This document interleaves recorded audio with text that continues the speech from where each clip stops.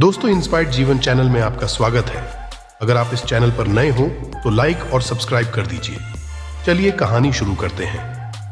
बहुत समय पहले स्वर्ग के अलौकिक लोक में एक अप्सरा निवास करती थी जिसका नाम था अप्सरा।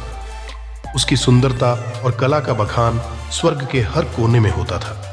वह जितनी सुंदर थी उतनी ही गुणवान भी।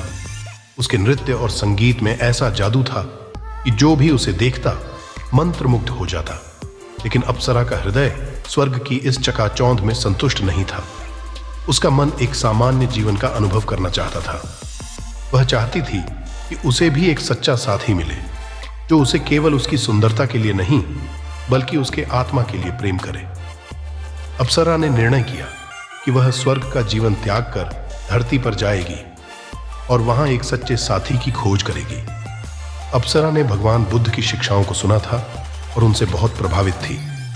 उसने ठान लिया कि वह बुद्ध की शिक्षाओं का पालन करेगी और धरती पर एक साधारण जीवन जीकर सच्चे प्रेम की खोज करेगी। उसने स्वर्ग की अलौकिकता को त्याग कर एक सामान्य नारी का रूप धारण किया और धरती पर उतर आई। अप्सरा ने धरती पर एक छोटे से गांव में अपना निवास बनाया। उसने अपने नए जीवन की शुरुआत बहुत सादगी से की। वह गांव के लोगों के साथ घुल मिल गई और उनका दिल जीतने लगी। उसकी सरलता और सेवा भाव ने गांव वालों का दिल जीत लिया। एक दिन उसकी मुलाकात गांव के एक साधारण लेकिन महान आत्मा वाले व्यक्ति से हुई जिसका नाम था धुरी। धुरी एक साधु था जो भगवान बुद्ध के उपदेशों का पालन करता था और अपने जीवन को सेवा और समर्पण के लिए समर्पित कर चुका था। धुरी का दिल बहुत बड़ा था और उसने अपने जीवन को दूसरों की भलाई के लिए अर्पित कर रखा था। धुरी का जीवन बहुत ही सादा था। वह एक छोटी सी कुटिया में रहता था और अपने साधारण जीवन से ही संतुष्ट था। वह गांव वालों की सेवा में हमेशा तत्पर रहता और उन्हें बुद्ध की शिक्षाएं देता।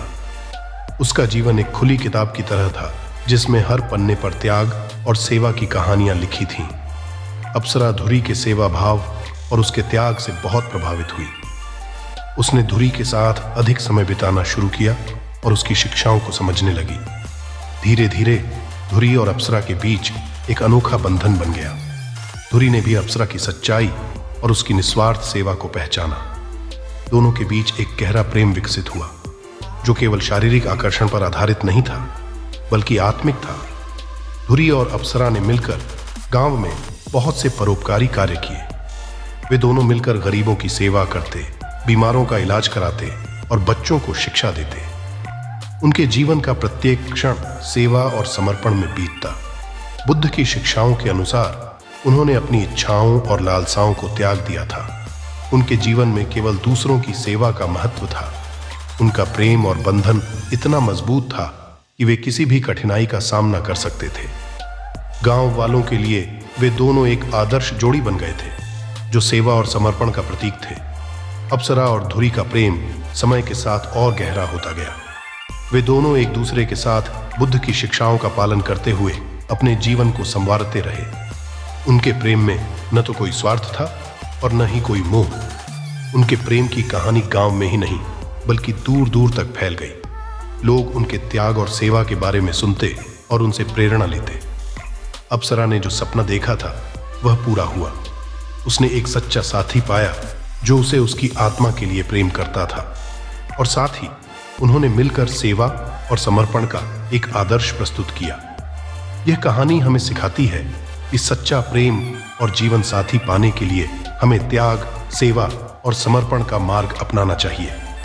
जब हम निस्वार्थ होकर दूसरों की सेवा करते हैं तो हमें सच्चा प्रेम और संतुष्टि प्राप्त होती है जो कि भगवान बुद्ध की शिक्षाओं का सार है।